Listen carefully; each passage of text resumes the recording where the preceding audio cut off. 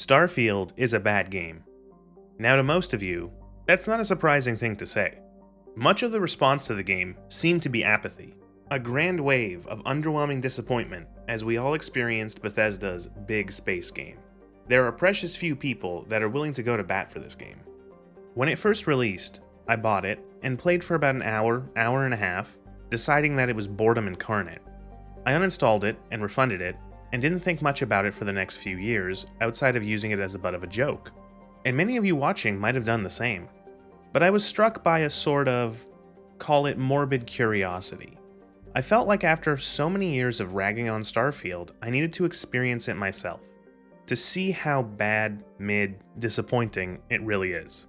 So I finally decided to give it a playthrough, and after about 40 hours of time spent with the game, I think I can form a more critical opinion about it. Pretty much every criticism of Starfield is correct. The gameplay is terrible. The story is nonsense. The visuals are middling. The world building is atrocious. Altogether, it makes for an, at best, really mediocre, and at worst, a really awful experience. The issue is, what can I say that hasn't already been said?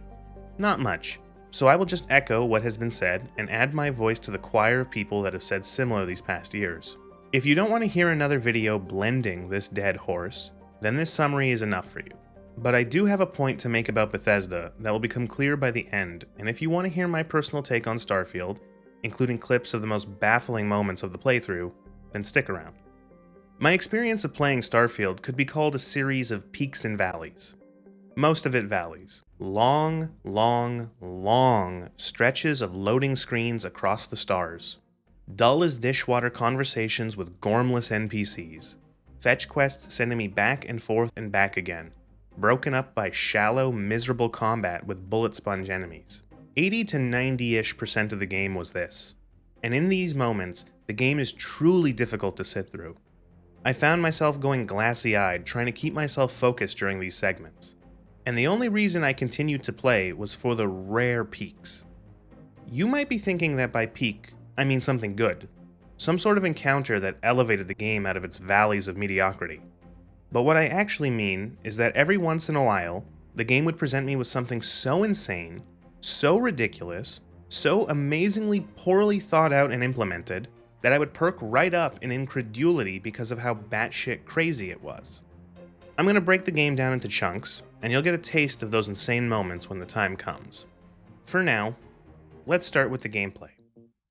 Gameplay is the foundation. It's the fundamentals. It's the main thing you do for the majority of a time playing a video game. This is obvious. Why mention it? Well, because Starfield's gameplay is awful. Bethesda's games are built around completing quests and doing combat. You chit-chat with NPCs, they give you a quest to go somewhere, talk to someone, collect something, kill something. It's all very familiar to anyone that's played any of their games going as far back as Morrowind. And yet it seems that with each new game, they just get worse and worse at doing the same formula. Combat is a huge part of Starfield. You're going to be shooting a lot of dudes in a Starfield playthrough. Nearly every quest has at least one combat encounter. If you watched my Fallout 4 video, you know I despise the combat in that game. So is Starfield any better? Have they improved the combat? No, they have not. The combat has the same fundamental issue it did in Fallout 4. The enemy design is terrible. They are all either fodder or bullet sponges. Fodder enemies go down in a couple hits, they are meaningless. Easy to dispatch, they are a non-issue. Sponges are walls of health whose only special attribute is their health. They just soak more ammo.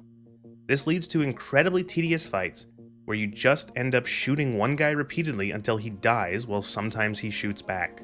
I want to make clear that I played this game as it was out of the box, as I can only assume the developers intended on standard difficulty. And that this is not a difficulty issue, this is a problem with how these enemies are designed. Switching the game to hard mode will not make these enemies more challenging to fight. Me doing less damage and taking more would just make the sponges worse. The enemies are not interesting to fight. Most of them are just guys with guns that shoot at you. The aliens rush you in melee and sometimes have a spit attack. The occasional Starborn you fight has space magic, but mostly just shoots at you as well. All of these types are either fodder you can brush aside easily, or scaling health walls that are a chore to deal with. In most ways, Starfield's combat feels nearly completely copied from Fallout 4. If you're one of those people that likes Fallout 4's combat, but you don't like Starfield's, I don't understand why. They might as well be twins.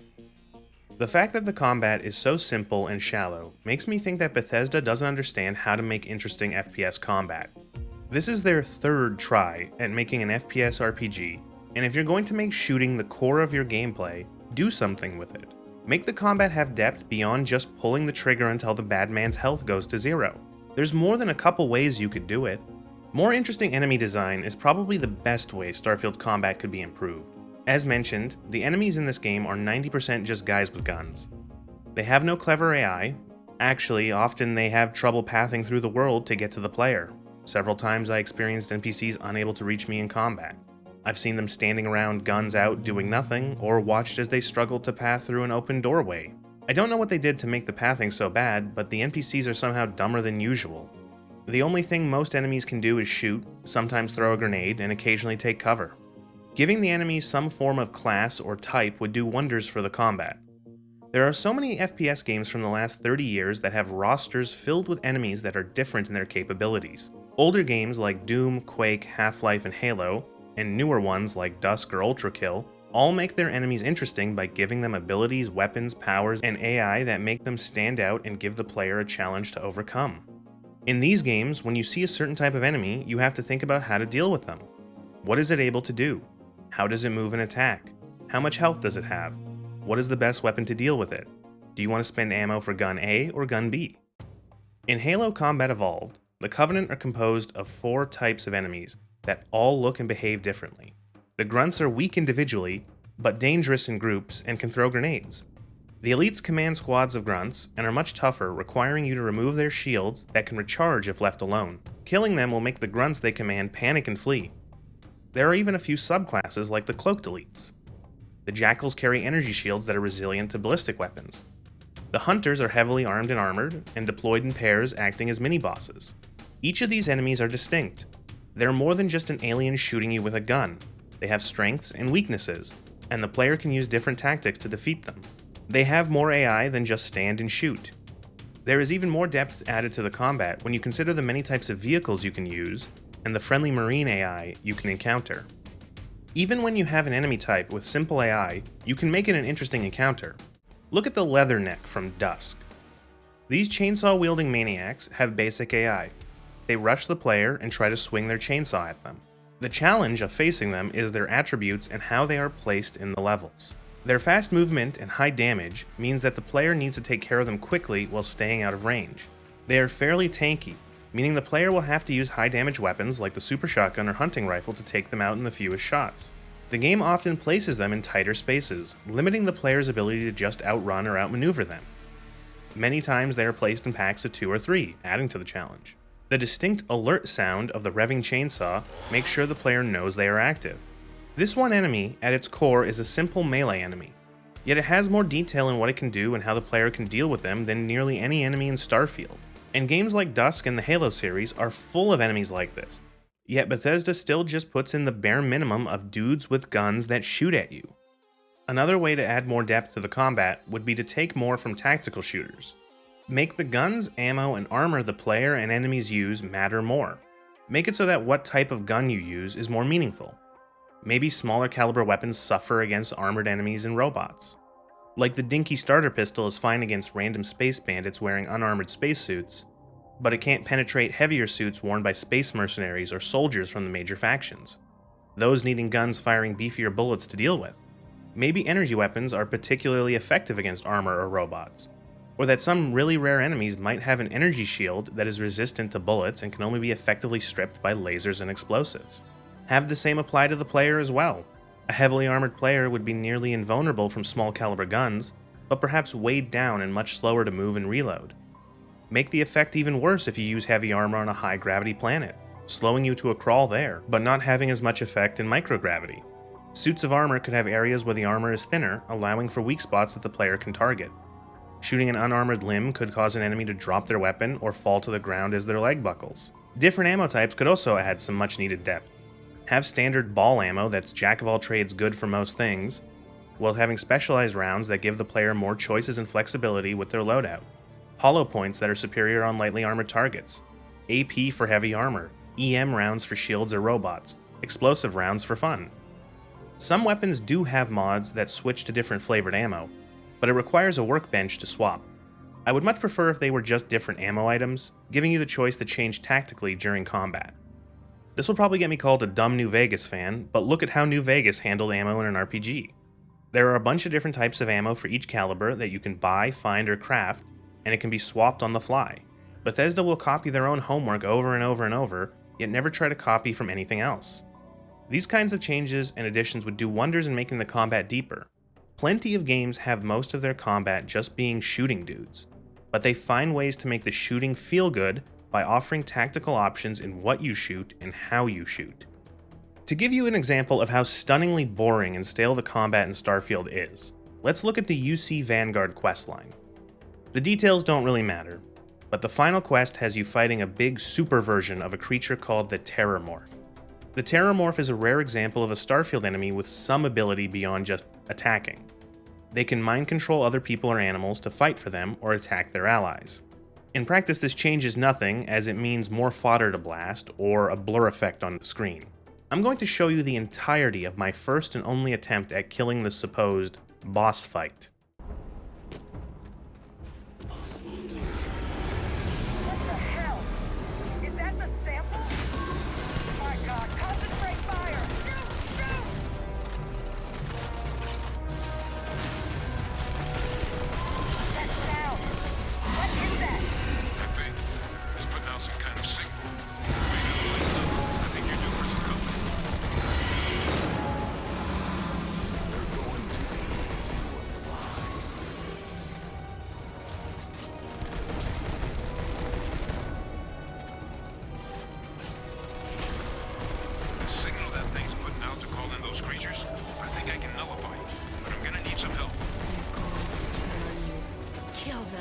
Kill them first.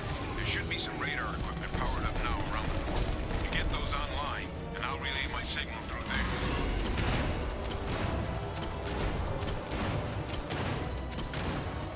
What is this, a new surprise? Let's see how quickly it can be done.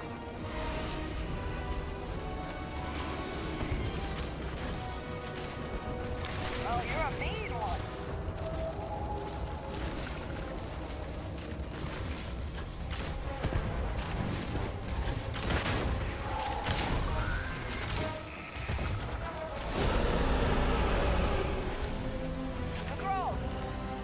Coming after us. I guess we should grab that sample while we can. What a thrilling fight. Did you notice how it barely hit me? Did you notice that the random wildlife it summoned did nothing? Did you notice how I was able to keep it stun locked for a good chunk of the fight with basic space magic? Did you notice how I practically stood still and dumped shotgun shells into its face for a minute straight? This fight is a microcosm of the Starfield combat system. It presents you with a massive health iceberg that you are forced to whittle down bit by bit. I also want to reiterate that this is not a difficulty issue. Changing the values of how much damage the player deals and takes would not fix this fight or any other in the game. The fight would be mechanically identical, only this time I would have to dump even more ammo into the giant goober monster to kill it. Starfield's combat is so unimpressive, yet just like Fallout 4, the game expects you to do so much of it. Progress in this game flows out of the barrel of a space gun. It's hard to believe that Bethesda, after making so many games where shooting guns is the primary form of gameplay, still produces something so bare bones. The only new mechanic is just something taken from Skyrim. The space magic powers you get are in most cases just reskinned versions of Dragon Shouts or other Elder Scrolls spells. Like, come on guys, this is the best you could do for your big space game? Just pillage your other titles for mechanics because you can't come up with anything new? How much did this game cost to make again? Oh my god, how the fuck? So yeah, the combat in this game blows. It's astoundingly boring. But since it's pretty much the same system as Fallout 4, that comes as no surprise. What does come as a slight surprise is how Starfield further narrows any sort of player agency while doing its quests. Starfield may as well be on rails with how much it locks the player into doing exactly what it wants. When designing a game like this, you have to be able to account for the actions the player can do. You have to be able to give them a way to progress, a way forward if they do something you as the dev don't explicitly intend for them to do. Good RPGs do this all the time, usually in two ways. They give you options for tackling quests and will try to prevent you from locking yourself out of them, or they let you mess up and fail the quest, telling you to try again next time or load a save. Starfield never wants a player to fail and always wants you on the rails, so it takes the worst approach. What is the most basic thing a developer of a game like this has to account for when designing quests? What if the player kills this NPC? Starfield's answer to that is to not allow you to kill anyone even remotely involved with the quest. Now, this is not a new thing. Bethesda has been doing essential NPCs since Oblivion, but Starfield turns it up to 11. Essential NPCs are everywhere in nearly every quest. Something I tried whenever doing a quest was to just shoot whatever NPC the game had sent me to and see if it would let me kill them. Time after time, I would sigh in disappointment as they dropped to the ground into the clutch chest animation the essential NPCs do. There are even NPCs that are just ghosts, completely immune to everything, and they just have your shots phase through them. These NPCs feature heavily in the main questline. In fact, the first NPC you see in the game is one of these ghosts. It was nuts that characters that have one-note roles in the questlines that you never see again can't even be killed. Unless the game explicitly tells you it's an option to kill someone, you can't. For example, a main story quest sends you to a nightclub to make an exchange for one of the MacGuffin artifacts. You find the guy standing near the bar. So I thought, screw exchanging anything, I'm just going to shoot him and take the artifact. So I take out my pistol and blast him. He is of course essential and falls over into the oh-so-familiar animation, and I have no way of interacting with the case the artifact is in. Like, why the fuck is this not an option I can take? I'm on the low-life cyberpunk ripoff planet, and I can't take what I want and leave. No, instead you have to go to the meeting with him, where even there he's essential. Another trick the game pulls to stop you from deviating from the preset path is to freeze you in place or stop you from pulling out your weapons. One of these forced moments elicited a Crashout from me while streaming the game. During the main questline, you have to chat with a pair of Starborn aboard their ship. They tell you that you're going to have to pick a side with one of them before the questline is over. I, thinking that this is a better game, want to choose option C and just shoot both these nerds right here. I tried to take my gun out, but the game doesn't let me. Oh my god.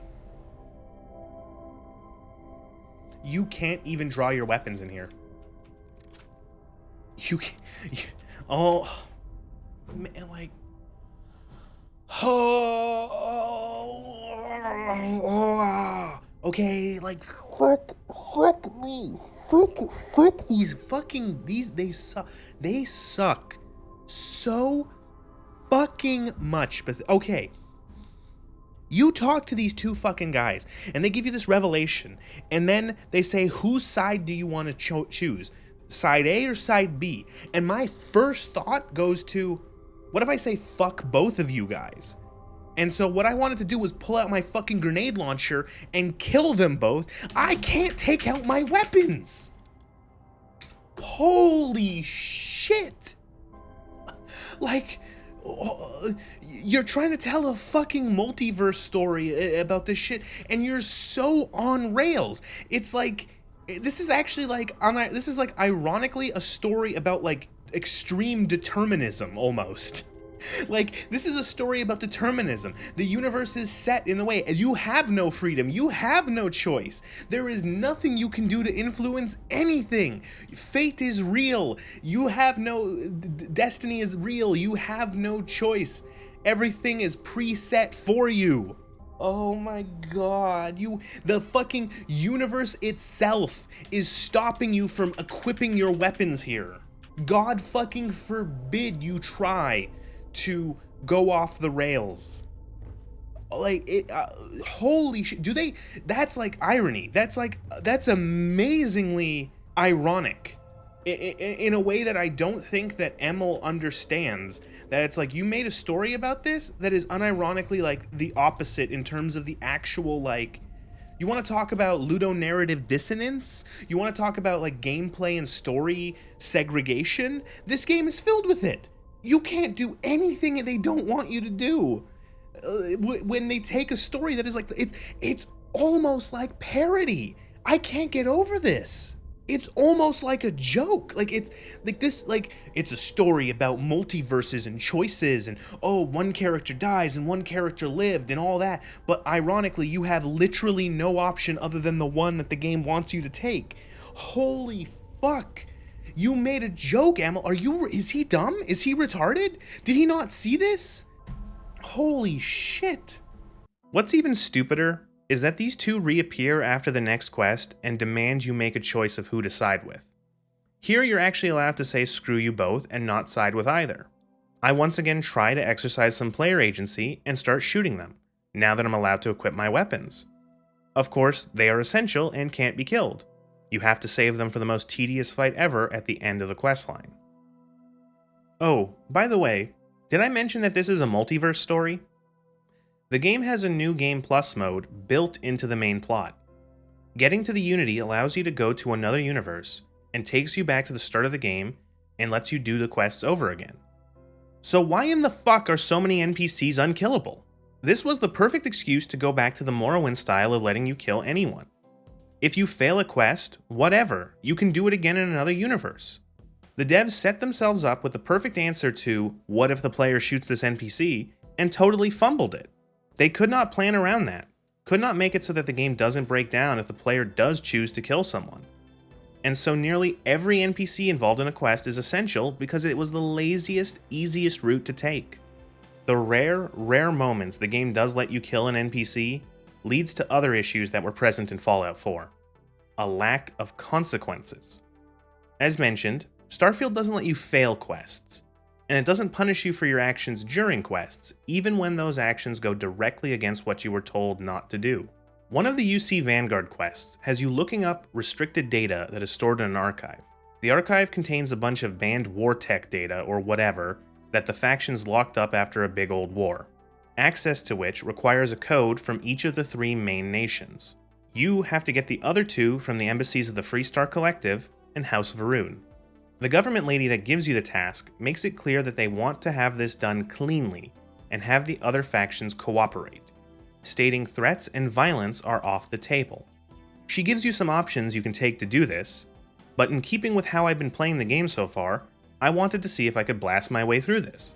So my character, as an active member of the UC Vanguard, entered the Freestar Embassy, walked into the ambassador's office, and shot her in the face.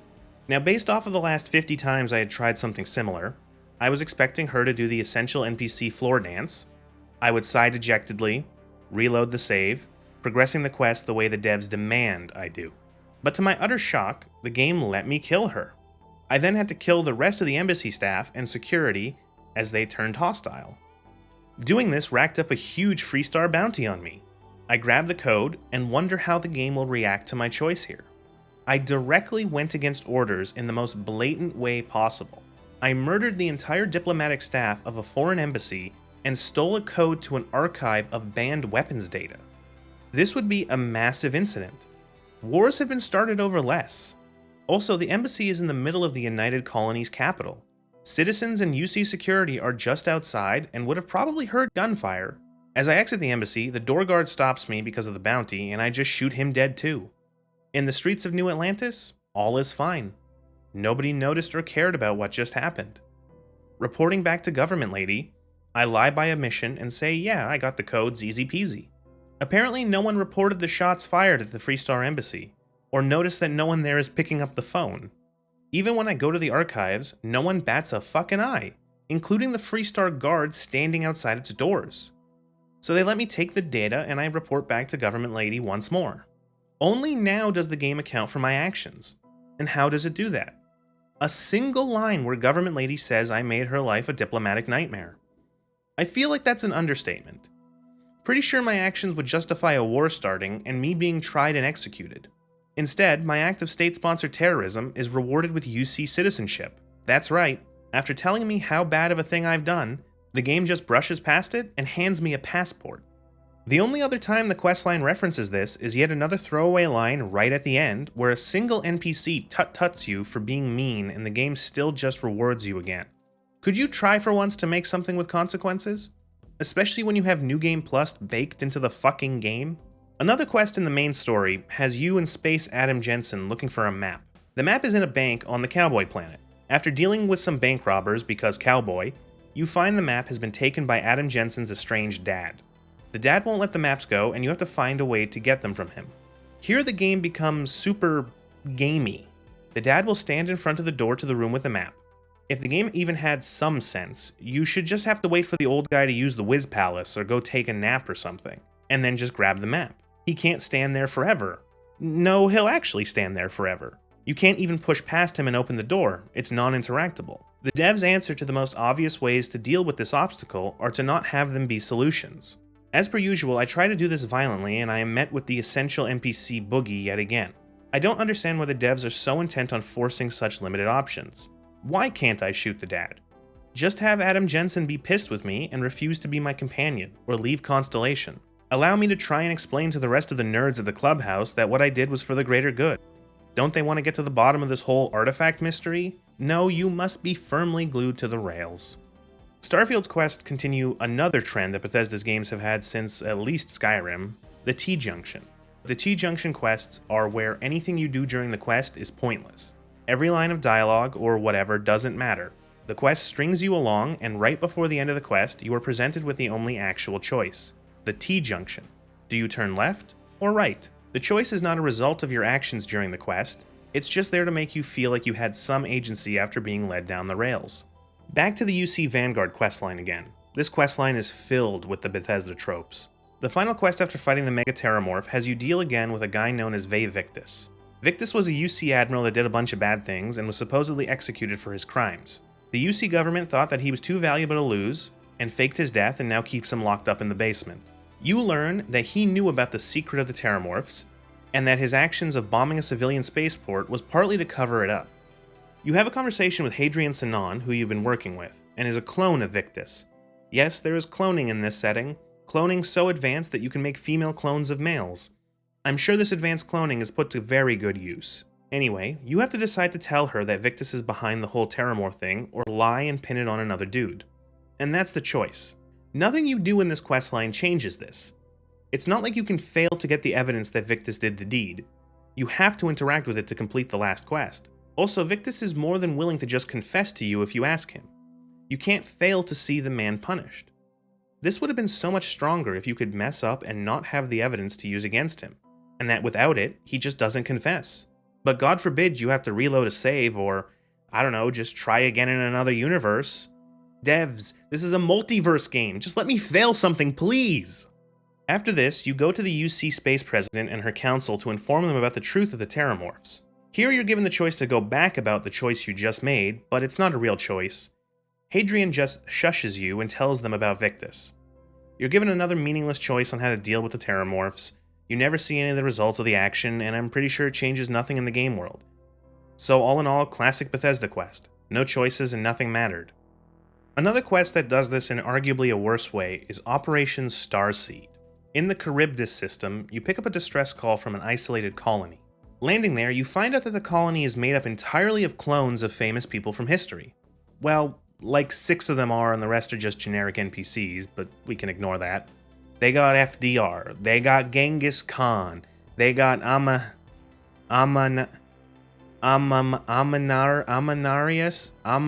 Queen Lady. They are trapped here by the robot systems that run the colony and keep cloning them for some mysterious reason called the Mission.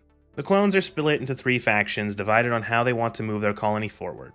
You chat with the 3 leaders, and then you do some filler quests shooting and flying around. At one point there's a standoff between the factions, and you're forced to kill one of the leaders and commit to the faction. But all of this doesn't matter, because at the end of another dungeon filled with awful miserable combat, you are presented with the Endingotron 5000. You access a terminal and just choose the ending you want, and why even bother giving a shit about anything else during the quest? I just killed all the clones because I thought it was funny. Another major factor in not giving a shit is not just the lack of choice and consequences, but in how boring of a world Starfield is. If I had to describe the universe of Starfield briefly, I would say that nearly everything in the game feels like it's a reference to something the creators liked. It's not as bad as, say, Fallout 2 can get with its references. Like in Gecko, there's a ghoul called Gordon of Gecko, and you talk to him and he says greed is good, and your eyeballs roll back into your fucking skull. Starfield is like 1 or 2 steps removed away from that. There's this one quest called First Contact where you board a mysterious ship and find that it's a lost generation ship that left Earth centuries ago, and it's mostly just a Star Trek reference.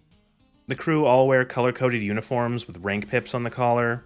They have you install a grav drive on their ship, and it's the Star Trek technobabble thing of future high-tech sounding stuff that's meaningless. This quest is not as blatant as finding the crashed Federation shuttle in Fallout 2, but at least Fallout 2 has some of its own ideas. Starfield is so uninspired, it's just going, hey look, a Star Trek, and hoping you just soy face and go, oh I get it, I like Star Trek. So much of the game feels unoriginal, like I get having influences, but so much is just cribbing from other sci-fi IPs and mashing it together. The UC has the whole Starship Troopers service guarantees citizenship mixed in with dashes of like Battlestar Galactica, with the Vanguard questline feeling like a ripoff of Alien. House Faroon are low-rent Dune cosplayers, the Freestar Collective are the most generic cowboys in space, Neon is just a low-rent Night City from Cyberpunk. Even the visual style of all the Starborn things feels like it was scraped off of Destiny's cutting room floor. I get it, you like these things, you think they're neat, but you can't just pillage stuff from other franchises and call it a new universe. But let's talk more about the setting. What does it look like when they do try and make their own lore? We have to discuss Earth and animals. In Starfield, Earth's magnetosphere has been stripped away by the grav drives that allow for FTL travel. This caused the atmosphere to melt away, and Earth was eventually reduced to a giant pile of sand.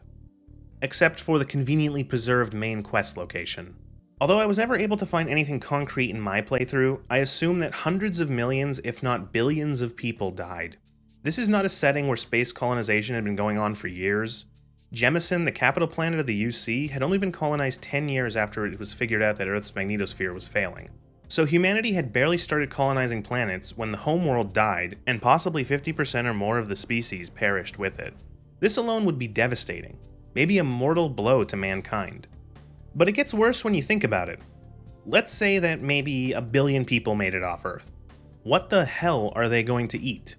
Sure, Jemison is a habitable planet that is pretty temperate, but there's not going to be any infrastructure to support a population of any significant size. Even in the current time of the game, there doesn't seem to be any production of food. I look around places like New Atlantis and its surroundings and can't help but ask, where are all the farms? Same with any other planet with a city.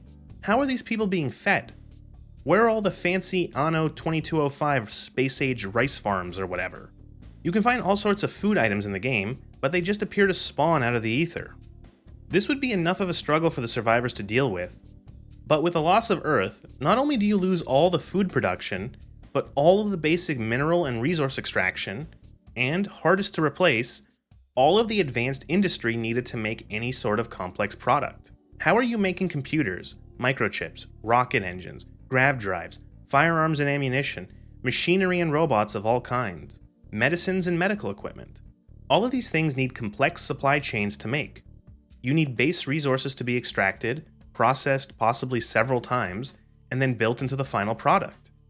Even something simple like a metal can requires a factory's worth of machines to make in large numbers, in addition to the raw materials. But the game doesn't think of that. You look around the big cities in the game, and stuff somehow gets made despite there barely being any sort of off-Earth settlements or industry before the planet started to die. It's a lost opportunity not to consider this in the creation of the setting.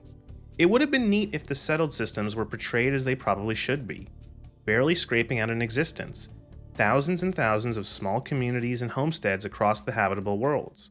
A true frontier without the support of an established homeworld and all the infrastructure that would enable large-scale expansion. But instead, everyone seems to be doing okay, even though Earth has been reduced to a sandbox graveyard for billions of souls. Okay, I now have to talk about the animals. In Starfield, all of Earth's animal life is extinct. Let me say that again. Every animal species on Earth is gone. This is insane. Nobody took any animals off of Earth. Why didn't anyone try and Noah's Ark this shit? Like have some billionaire animal lover or environmental NGO put together a ship or fleet of ships to take as many breeding pairs of animals as they could. This could have been an interesting lore point, as maybe it would have been contentious, some arguing that the ships would be better used for people. There could be arguments made for all of the benefits of animals and the products they produce. Animals aren't just cute and fluffy to look at, they have a lot of uses. Wasn't there anyone in the years before Earth died that took any animals off-world and started to breed them? You're telling me no one snuck their pet cat or dog aboard one of the ships? All it takes is 2 animals to make more. No one took a pregnant cat or dog with them? Did no mice, rats, roaches, or other vermin stow away on the ships? Those animals are practically present everywhere humans are ever. Going back to the point on food production, no one considered taking cows, pigs, or chickens, or even fertilized eggs that could hatch later. Cows produce juice you can drink and make into cheese, and you can turn the cows themselves into steaks. Pigs will literally eat anything and turn it into bacon and ham. Chickens grow to edible size like instantly, and you can even eat their eggs with the bacon from the pigs. These are just 3 species of animals with so much utility for food production to feed a population. A population that's going to be desperate for food, considering their home planet just melted and took all the farms with it. The people of the settled systems decided that instead of taking some of these animals that have been bred for thousands of years to yield meat and be docile enough to handle, they will instead farm giant armored giraffes. These massive fucking things were harvested so much that they were thought to have gone extinct. What? Do they hunt these things with anti-material rifles? Were there no smaller, easier to manage aliens you could use instead? You chose the 20-foot-tall armor-plated dinosaur as your prime source of meat?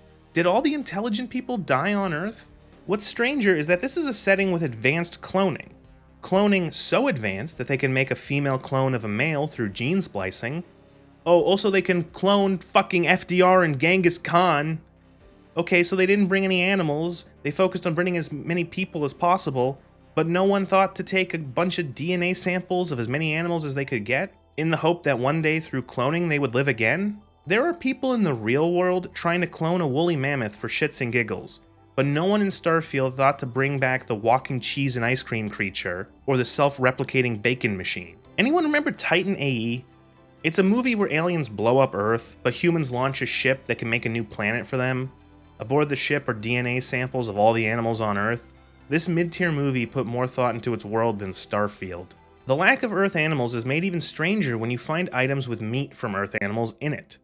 This is explained by the meat being synthetic. Some are clearly labeled as synthetic veal or pork. But that begs the question, what the hell are they basing these meats on? These animals have been extinct for over a century. How are they making synth pork without the genuine animal walking around as a basis? Are they just fucking guessing what pork was like? Did someone take a bunch of pork chops off of Earth but not a living pig? Regardless, in Starfield, all of humanity was content with letting the entirety of life on Earth just go extinct. Okay, I believe that. Another weird food-related thing is the presence of a brand that is based on Canadian food. The Canuck brand is a line of canned foods featuring classic Canadian items like pancakes with maple syrup, poutine, and double-double coffee. It feels bizarre that this line of product exists. Canada and every other nation from Earth has been gone for over a century. How the hell does anyone in the settled systems even know or care about Canada? I can't remember anyone ever bringing up past nations. It's like if today there was a brand of snacks based on the German Empire or something. Kaiser Snacks. Come try out the new chocolate Bismarck balls. I don't know, it just struck me as weird. With how much the current status of the universe is set up by the loss of Earth, it's interesting how little it seems to affect anyone or anything. It's the whole reason the world of Starfield is the way it is, and no one really cares. The loss of Earth would be the most significant event in human history. Most of humanity died. All of the animal life went extinct. Most historical artifacts, large and small, were destroyed. Nations and cultures were annihilated. All of the industry humanity used to support itself is gone. And yet the world treats it with a shrug as if it's ancient history. World War II happened just over 80 years ago, and much of the state of our world can be linked to the events of the war and its aftermath. It still looms fairly largely in the consciousness of many countries of the world. The loss of Earth is a catastrophe magnitudes greater, and makes the world look like a footnote, and yet most of the settled systems are blasé about it. Humanity should be on the brink, teetering on the edge of the abyss, but the world just ignores it. Everything seems fine, though it shouldn't be. The history of the world of Starfield tells us one thing, but then presents us with something completely different. These are just a few examples of Starfield's world building that really struck me as poorly done. The world building overall sucks and fails to grab you. It presents you with such a generic and bland sci-fi universe, with most of the notable things practically lifted from other better universes. The few original threads it tries to create are undercooked at best, And I think that this is a massive reason why Starfield didn't stick with people or really stick around as a cultural thing, despite it being designed in a very similar way to other Bethesda games. Someone can play a game very mechanically similar to Starfield, like Fallout 4, and they're already enamored with the established world. They can look at the vaults and the supermutants and the Brotherhood of Steel, and since they like those things, they can suffer through a shit game because it has enough of the iconography they like. Same with Elder Scrolls. Show them enough elves and cat people and they go, this is cool, I love the setting.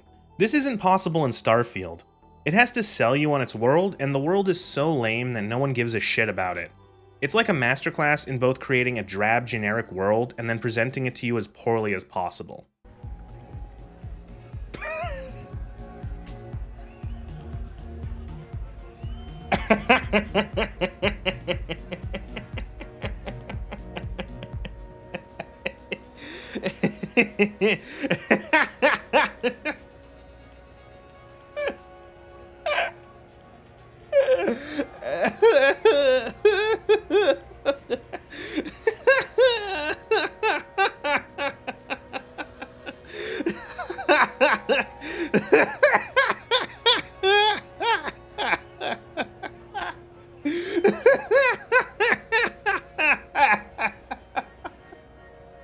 In fact, let's compare it to another sci-fi game that introduces a new IP. The first Mass Effect has to do the same thing as Starfield. It has to get the player informed and invested in a brand new universe. Mass Effect does this amazingly. The start of the game is fast-paced, throwing you into the fire on Eden Prime. By the time you reach the Citadel, the game has set up a mystery in the form of the vision from the beacon, and an antagonist in Saren and his Geth. Once there, it slows down and allows you to take in and learn more about the world and all the people and aliens in it. There's even the codex for players that want to learn more about the details of the world and how it works. All of this is done in the first 2 to 4 hours of the game and is a solid setup for the rest of the plot. Starfield kind of tries something similar with its intro. It even has the whole strange vision brought on by an alien relic, but overall feels clumsier. You're a miner, you touch an artifact. Barrett shows up and you fight some space pirates. Then you're kidnapped by Constellation. Then, in space, you fight more pirates, only to be told to go to another planet and fight more pirates. This is the first 2-ish hours of the game. It does nothing for the world building. The pirates are just dudes to shoot at with no connection to the story, and they don't set anything up. You go to a desolate gray planet and shoot mooks because they wanted you to experience a generic dungeon. Only after this do you go to New Atlantis and start getting the bare minimum of the plot, most of which is just nodding along and doing whatever you're asked to do. The intro is also a masterclass in assuming the player is the super protagonist that can do everything.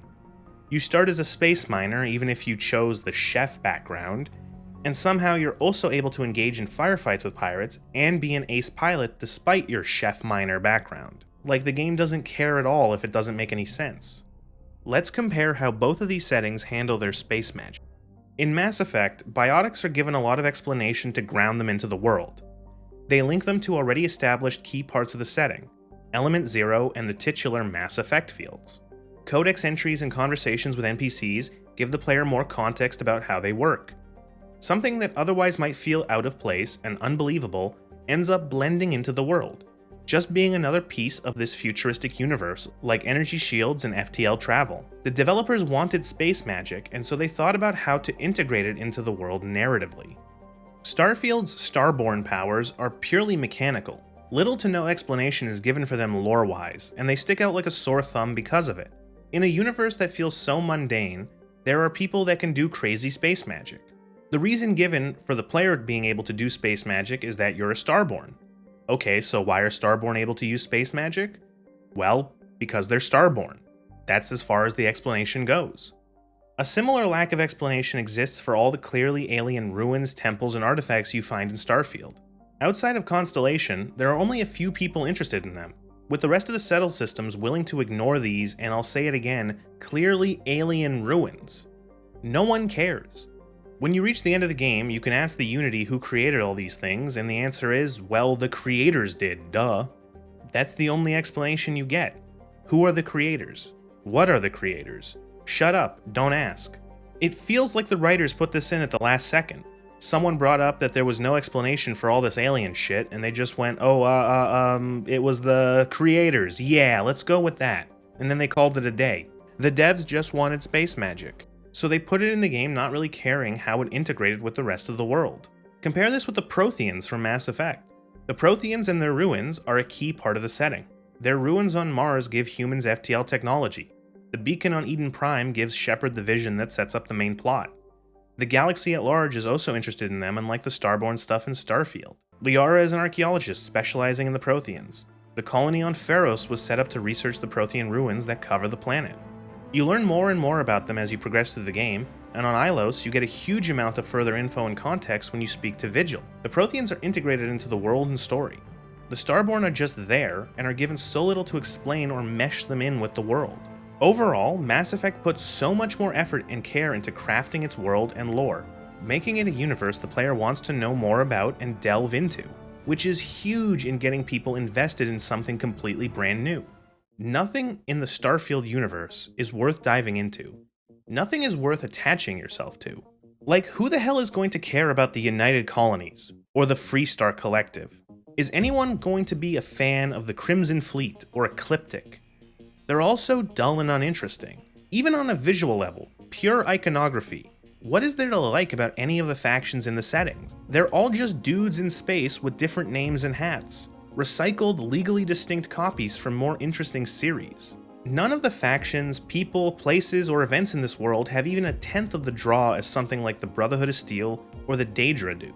It once again goes to show how much Bethesda leans on their pre-existing IPs. The term creatively bankrupt is apt to describe Bethesda. Whenever they try to make something new, it's terrible. So it's little wonder why there isn't a massive fan base for Skyfield. Who the hell would ever want to be a fan of a world that feels like a first draft? Let's talk a bit about how the game looks. Visually, Starfield is okay at best. A lot of the planet generation is dull, often just being do you want flat planet or hilly planet, also trees or no trees. It can make some pretty landscapes. I made myself a little outpost on the edge of a canyon that my stream chat dubbed Space Utah or Sputaw, and it was nice looking enough. My issues with the visuals come from two specific places. First is the guns. Oh god, the fucking guns. The design of the guns in this game are atrocious. They're like if you got someone that had never seen a gun before and described what they were over the phone, and then got them to draw you a bunch of guns. They are so bad that I'm going to put together a separate video going through the arsenal and talking about them for fun. The second, larger issue is with the NPCs. All of the character models look off. These are the highest fidelity models Bethesda has ever made. They're very detailed, but the skin is very shiny and plasticky. It's too smooth, and it doesn't seem to sit right on the face, like it's a sheet of cling wrap stretched over the skeleton. This isn't helped by the lighting, which in some cases makes NPCs look like warmed over corpses. The eyes are a little too big, and the way that they always catch the light and reflect it makes them look glassy, as if they're staring past you and not at you. But by far the worst part of it is the animations. As soon as they start talking, the models take a headfirst dive into the deepest part of the uncanny valley. They look like bad animatronics, like homoculi trying and failing to convince you they're human.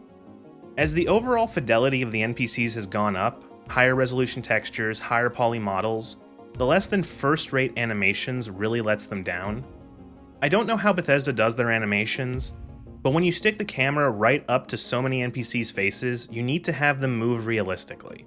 In the older games, it didn't stick out as badly because of the lower fidelity models, but as they start to look more and more realistic, the lacking animations make them look less and less human. It makes me think of Cyberpunk 2077. The game also has a lot of close-up conversations with NPCs with very realistic models, but the motion capture and performance capture done from many of those NPCs helps to, well, capture the subtleties of the human face in motion, and avoids most of them dipping into the uncanny valley. It's funny how I would get a similar feeling of that doesn't look right from talking to any rando in Starfield as I would speaking to a member of Maelstrom with half their face replaced with chrome. Now, I've talked a lot about my issues with Starfield, and the examples I've given to you are just a few. If I included every time the game made me crash out or lose my mind with its stupidity, this video would be a lot longer and after a while, pretty repetitive. And, like I said at the beginning, most of you have heard a lot of this before. This isn't new criticism. I'm just another voice in the choir saying, yeah, Starfield is a bad game. So, let's get to the point. Unless significant changes happen in how they make games, or in the people working at the company, Bethesda will not make a good game ever again. Over the years, each new Bethesda game has felt like the same game copied over and over again, each iteration fading and becoming more and more degraded. Each game loses more and more. More is stripped out of the game in the name of simplification and appeal to the wider audience. Each game they make acts more and more like a theme park than anything resembling an RPG. They have a specific set of attractions to show you, and so you are belted down into your seat and taken for a ride. You have no choice or options to engage with, other than mindless shooting at least once a quest. Starfield is just the logical result of how Bethesda has been making games for the last 20 years. Each one of their releases has been worse than the last, and Starfield is the new low watermark. I still see people talk about wanting Elder Scrolls 6 or Fallout 5, many bemoaning how Bethesda wasted so many years making Starfield when they could have been working on one of those games. I have to say, be careful what you wish for, because Starfield is the future they'll be making. The next Elder Scrolls will be a Starfield-like with a coat of paint over it. Same with Fallout 5. I don't understand how so many people can see and play Starfield, and how awful it is, and then go and get excited for the same people to make another game. Starfield on its own isn't the only reason Starfield is bad. It's not just because it's a new IP or a sci-fi setting. The reason Starfield is bad is because the people that made it cannot make a good game, and it will be the same regardless of whatever IP it is. Their next game might look like something you like. It will have the familiar iconography. The sights and sounds will tickle your brain in that right way, and unfortunately for many people, that alone will be enough for them. But if you care about the substance of a game, the mechanics, the plot, the RPG elements, then the next Bethesda game might be the one that finally snaps you out of it and makes you realize how shallow they've become. If you want a vision of future Bethesda games, imagine a Starfield-shaped boot stamping on your Steam library forever. Another reason why I believe it's worth making this video, despite it being a lot of what others have already said, is that as the years go by, there will be people that will try to convince you that no, this game is actually good. This happens with practically every form of media, and there are a couple reasons why people do it. Sometimes it's pure contrarianism. They just want to take the opposite position of whatever the status quo is. Others are more cynical, seeing it as easy content fodder, an attention-grabbing topic that will get views. People will click on a video titled, "Actually Starfield is great and you're all stupid."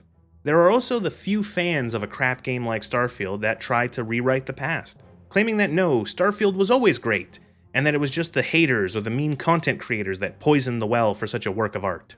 As time passes, memories fade, and a lot of people are not going to go back and replay the games themselves to double check if whatever a video tells them is true. It becomes easier to convince someone that Starfield was better than it actually is, and most people will just shrug and say, yeah, I guess it wasn't as bad as I thought. Don't let these people rewrite history. This shit happens with the worst games. Give it enough time and there will be people defending shit like Concord and Highguard, claiming these games were misunderstood masterpieces or some other crap. They'll say this even if they haven't played the fucking games. That's why I think there is no such thing as too many videos analyzing or criticizing something, or that there is some sort of expiration date when you can no longer criticize a game. People can find new things to say, or even if you do just end up echoing what others have said before, you might be the first time someone hears that criticism.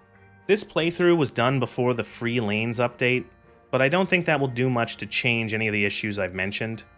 I do wonder if the update will get anyone to play, or spawn any videos trying to go to bat for the game, try and trick people into wasting their time and money on something so miserable to play, but I doubt much will come of it. Starfield is pretty much dead in the water, a bloated corpse of a game. Even the expansion couldn't do anything to revive this floater. Shattered Space came and went with no fanfare because who the hell wanted more Starfield?